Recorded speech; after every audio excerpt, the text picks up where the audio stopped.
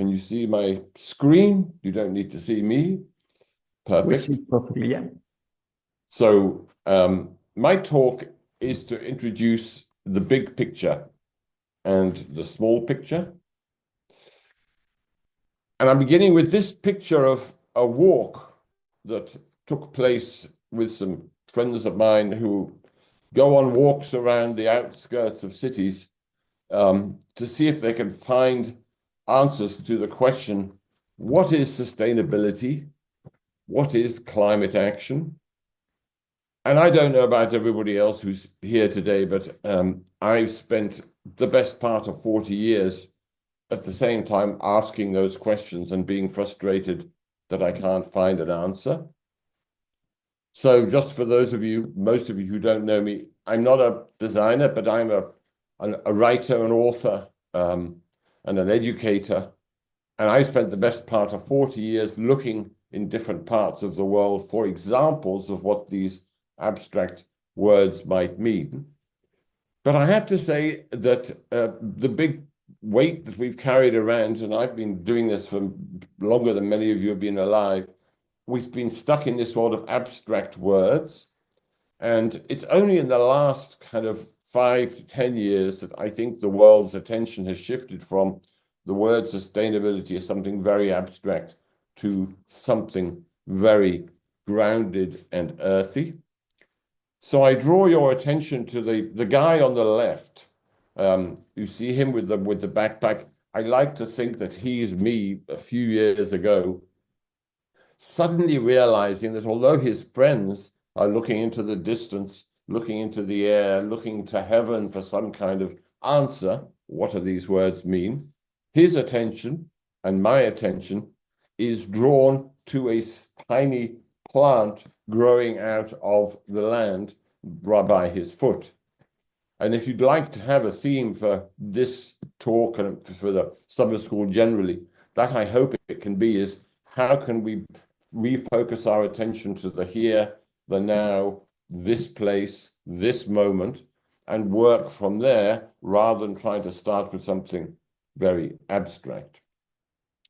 Because the thing that attracted my attention after many years of dealing just with the words is that life is to be found everywhere, even in the most damaged or destroyed environments.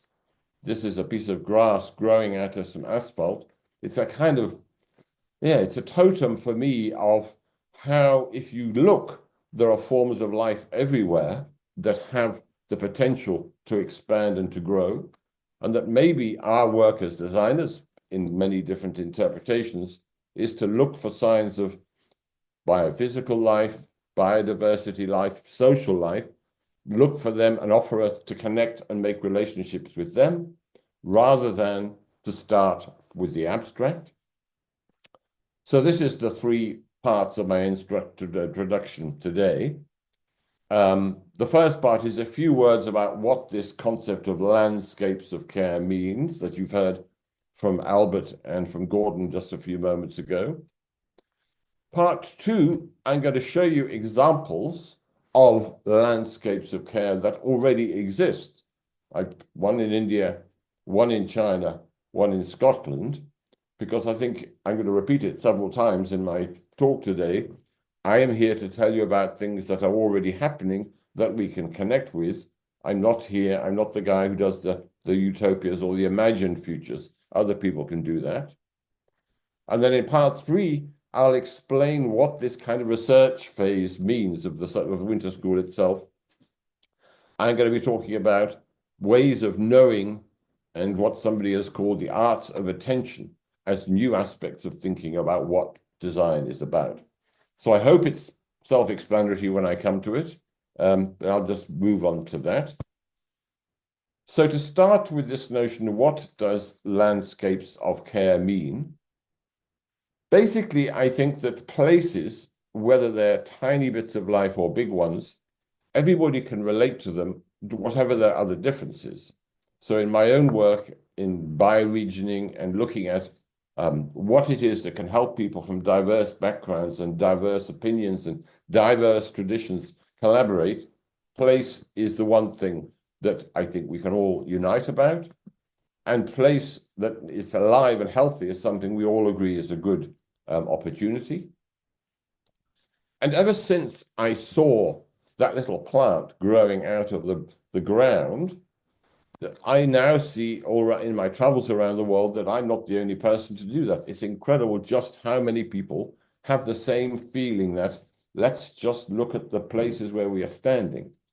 So here you see some school students in the Netherlands with their mother, who, yes, is an artist, depaving a bigger area than just one plant in the middle of the town of Arnhem. They were the first, if you like, signals of change on a bigger scale about let's see if we can free the soil, free the plants. What can we do to help them have a better future? Having seen an artist and her two children, I then discovered there's a movement in many parts of the world to depave hard surfaces on a much bigger scale. This is in Seattle in the United States, where the depave movement was started. They began by somewhat illegally digging up car parks outside supermarkets, but that has now become a much bigger movement. And so the depave concept has now been adopted by municipal governments in cities around the world, turning hard surfaces into freeing the soil so that plants can grow, the greening of cities. And you've all heard of it, you're all in different cities, but we all know that cities now regard bringing nature back, bringing trees back, bringing plants back as a way of making their city healthier. So it's no longer something done by a small number of crazy people. And it's indeed spreading now into dimensions of life beyond that little plant that I showed you at the beginning. So the notion of the city and the places where we live as hosts of microbial life, as well as plants and trees, that's growing everywhere. This is an illustration by the Chinese professor about the microbial city or the microbial town or the microbial campus. All you need to remember about this is that scientists everywhere are looking for signs of life in every aspect of where we live and saying, can we enhance the biodensity of the places where we live to make our places more healthy? At the moment, it's kind of a researcher's activity for different forms of science, but municipal authorities and architects and citizen groups are also joining this process. What this means is that when we talk about a landscape of care, it's really to recognize for the first time in the modern period anyway, that the places where we live and the health of our bodies are the same story. Now, it might sound like a statement of the obvious, but it's important to emphasize that when we talk about a landscape of care, making our landscapes healthier is the same as making the people who live with the landscape healthier and all the other living things. It's one single story. So it may sound obvious, but we organized the industrial world in a different way until now. So it's quite a big shift to make this transition.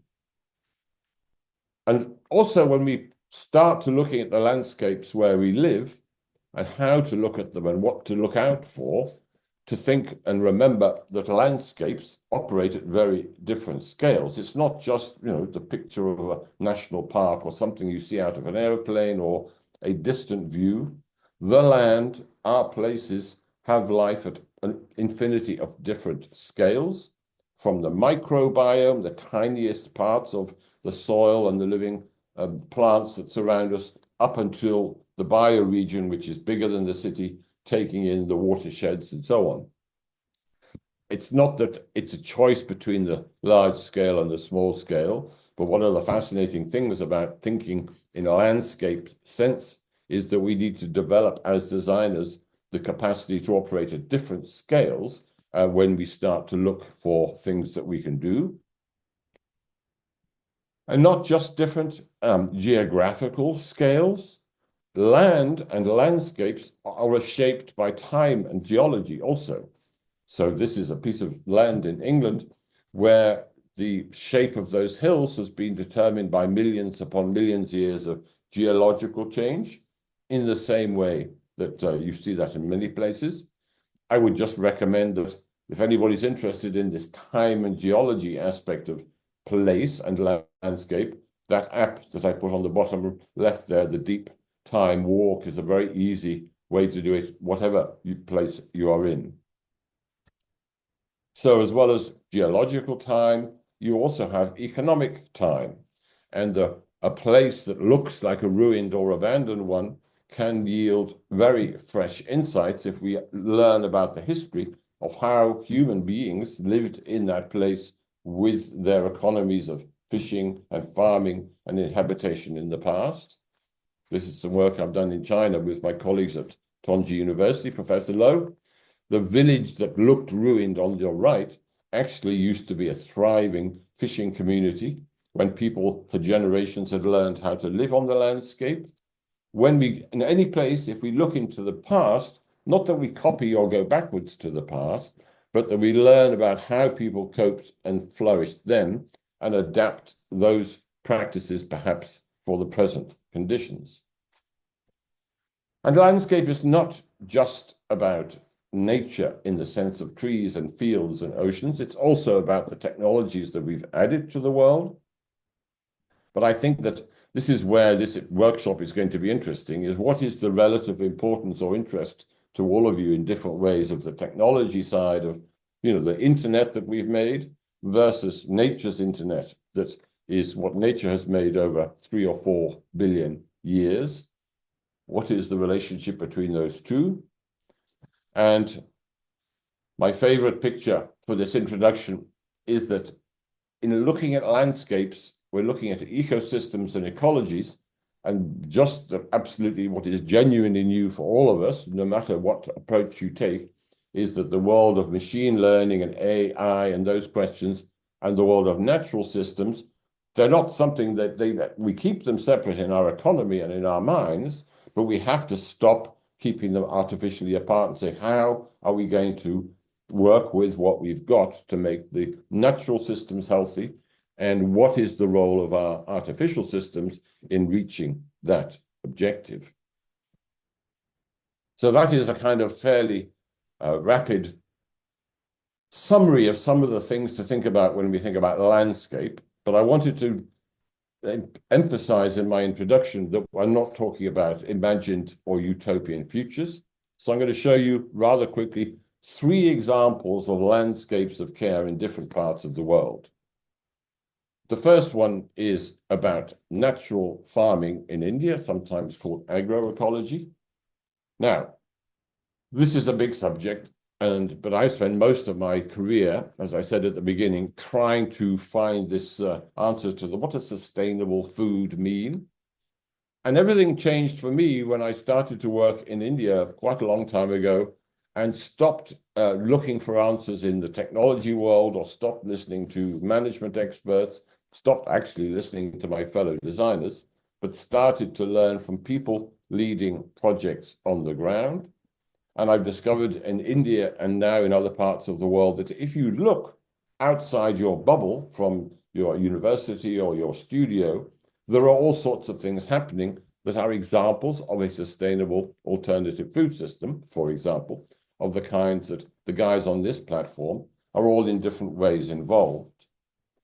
But I'm going to jump over this for time-wise.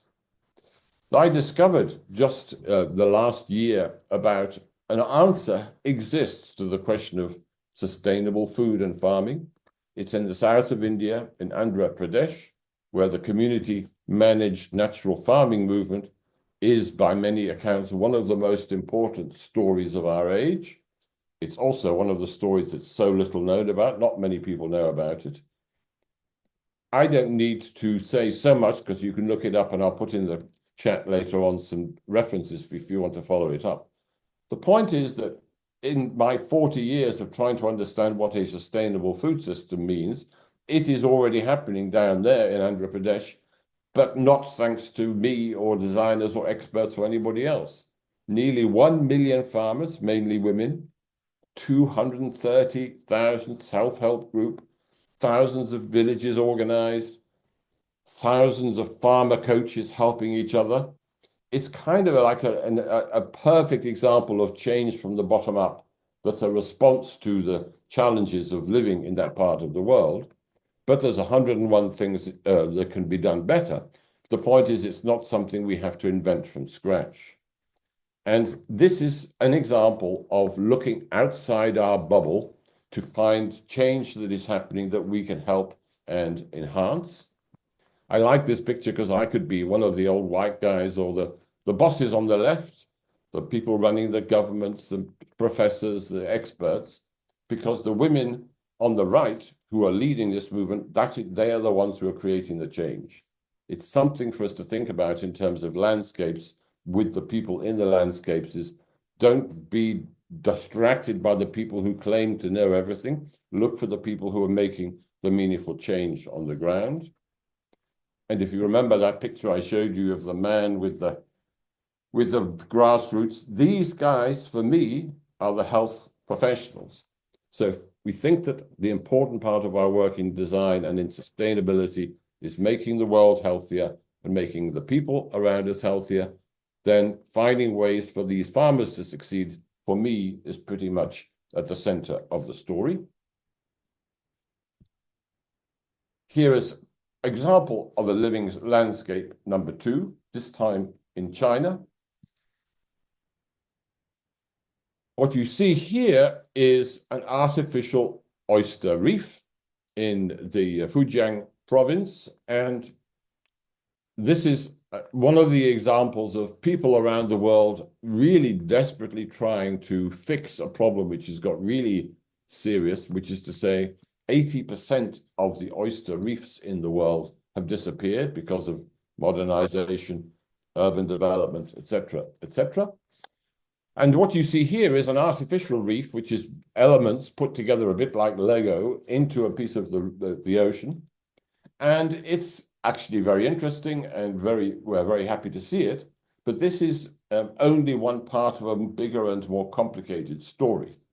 Because I think the crucial thing that we've learned in the last years about what landscape is important about is that landscape has many different dimensions of activity.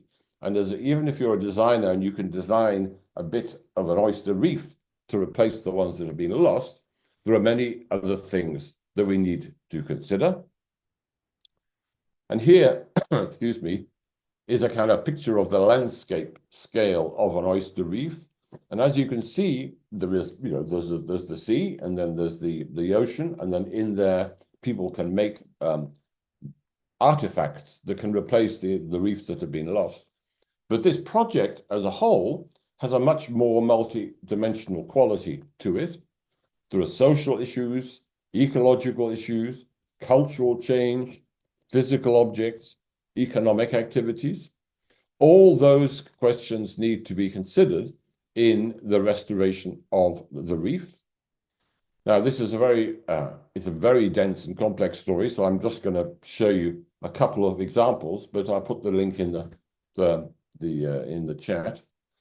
Here are, I guess most of you would regard these as recognizable design research actions that were part of this project, talking to scientists, talking to the villagers, visiting local organizations. You can see all of that. So this is what you would see normally in most design projects. And it's excellent work, but this is like only half of what makes this a fascinating story. Because at the same time as doing this traditional design research, the design team also looked to Chinese traditions of philosophy and spirituality to say, we can't just see this as a practical question of how to design the perfect replacement reef. We need to mobilize the traditions, the spirituality, a culture that for 1,300 years has been a marine culture, an ocean culture. How, in other words, do you get cultural energy and spiritual energy and philosophical energy into a project which also includes physically designing bits of coral reef to replace them? So this is where the 5 elements theory that is part of the narrative through this winter school comes in from the Chinese colleagues, how they have been able in this project to use this kind of framework for action in combination with their traditional design techniques. And it's a very fascinating thing because here is, this is where I just become lost for words in a good way. So the Yangtze, the professor, the Dr. Yangtze, who's led the project, comes from a tradition of learning about service design and product service design, which many of you here presumably know about. How do you combine Western, basically, systems of design thinking with the need in this project to revitalize and reconnect spiritual beliefs and practices? Well, it's a very interesting question. You can read the papers. The point is, this to me is the next generation of design work where you use design skills, but also look at them, apply them to very unusual things, such as revitalizing religious traditions. There's some of the colleagues on the left, Professor Dr. Yangtze isn't there, but the other thing I really like this, and you can read about it, is that they use the notion of design process to connect our attention with things that we've ignored for too long, such as the more than human. So on the right, you see a kind of diagram which describes what they call the more than human magnifier. It's a design tool, a process diagram of the kinds that you've been taught about, except that it's all about enabling designers to connect with the more than human in the work that they do. I think it's hard to grasp quickly, but I just wanted to say this is happening now. This is not just something to be speculated about. And here's my third example. Coming back to Scotland, which you heard both Professor Hush and Professor Gordon talking about a bit earlier. It's true that we couldn't have the ELF here, but I wanted to say a few words about this project in terms of what does the landscape in Scotland mean in terms of this winter school relative to those other examples from India, which is about food, or China, which is about oyster reefs. What possible connection can there be between these three different kinds of landscape? Well, I think this notion of operating at multiple scales is one of the things that they have in common between them. You saw this briefly from Albert. So on the right is a picture of the watershed, that is to say, the total landscape surrounding the campus where most of you will meet later on in the year. You can see the scale, but also the variety of landscapes that we're talking about. It's quite an amazing idea to think of that as the design space. Let's put it that simply. So there you have a design space, which is a big geographical area. It ranges from up in the Highlands, the source of the river, the rivers in the plural, that make up the watershed, the water catchment. And therefore, you can see the diversity of agricultural styles, different sorts of grazing, all of plants and so on. Down the rivers, you come to different landscapes where the river is bigger and is mixed up with farming systems and different sorts of agriculture. Down to the sea, where you have salt marshes and a whole series of different questions to do with the way that human beings have occupied that space in the past. What is special about this, but also all landscape projects, is that the sea, the rivers and the tributaries and the land and the forestry are all part of a living system, and they're a living system which also contains human beings. Therefore, when we talk about bringing it back to life or increasing the vitality of the social and ecological realities, we, in different ways, have to deal with many different features. And the way that the Findhorn Watershed Initiative organizes this work of the social, the ecological, and so on is these three strands of activity, which you can read about on their very excellent websites. So in other words, you have nature recovery, that is bringing ecosystems back to life where they've been damaged. That's the kind of traditional ecological story. In the middle, you have nature connection. How do we get the people who live there or the people who are economically active there to regard nature as more important than just a resource? And then thirdly, on the right, the nature positive economy, we have to find ways of giving people work and jobs and livelihood in these activities. It's not just for researchers. So the Findhorn watershed takes creating work and jobs as seriously as bringing the river back to life. It's not easy, but it's rather a clear picture because it's a very brilliant project, which you're going to be near to, an example of how these three strands of work combine together. And Elle, who couldn't be with us today, and I'm her rather pathetic replacement, she deals with all these guys, landowners, land managers, foresters, local businesses, other people who use the river. These are all the members of the project, if you like, in terms of the watershed and bringing it back to life. So she deals, and you as designers will deal, if not with this kind of group of experts, somewhere or another in any landscape scale project, you will need to talk to scientists who have expert knowledge about what lives in the river. You will need, in any kind of landscape, to mobilize fellow citizens to help you with the testing and the diagnosis and the analysis. Well, what's great about it is that when you mobilize the people who live there to be part of the restoration and the development process, you unleash an incredible amount of energy and positive energy, which has been missing, as you know, in so much of the world. These ones, I love this picture. These are citizens who've been collecting seeds from trees in other parts of the uplands to grow trees along the sides of the rivers. Indigenous plants, lots of scientists involved in helping them select the right ones. But the notion of planting trees from seeds that you have foraged yourself is pretty idyllic, I think.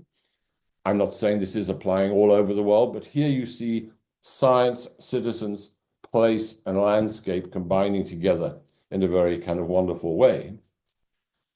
There's a whole story here about the music, which I'm going to have to skip because of time.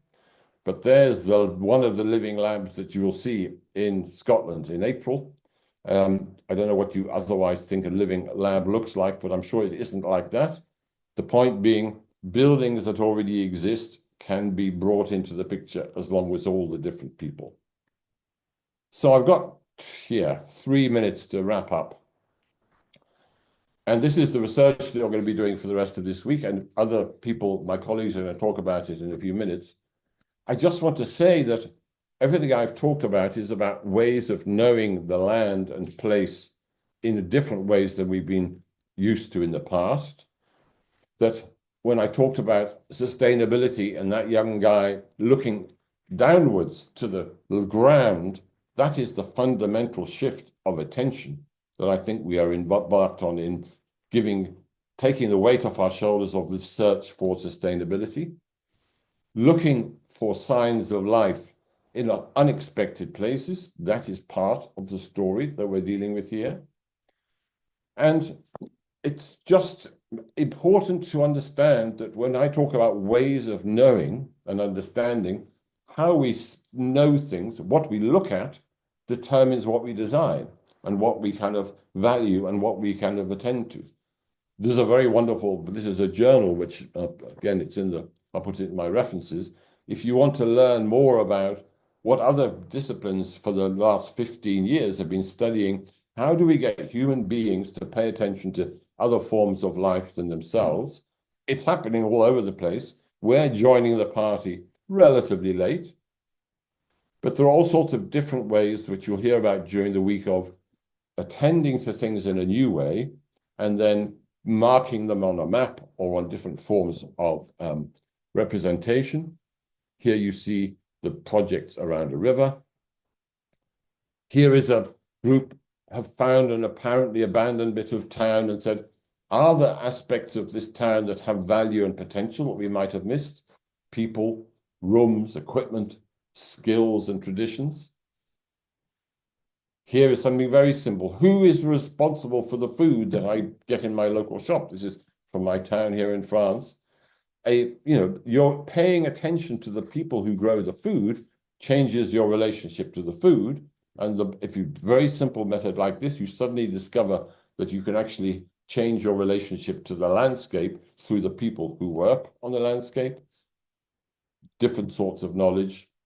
I want to stop because I don't want to take up any more time, but The point is that, I'm just going to look for the end of it. Let's, in our work of research this week, look for signs of life in which it's relationships between different things, human beings and places. That is what brings everything to life. Improving relationships, paying attention to that. I have every confidence that you're going to do a brilliant job on that. So I will stop at this point to put some links into the chat for those of you who want to read more. But thank you for your attention. And from now on, it's over to you.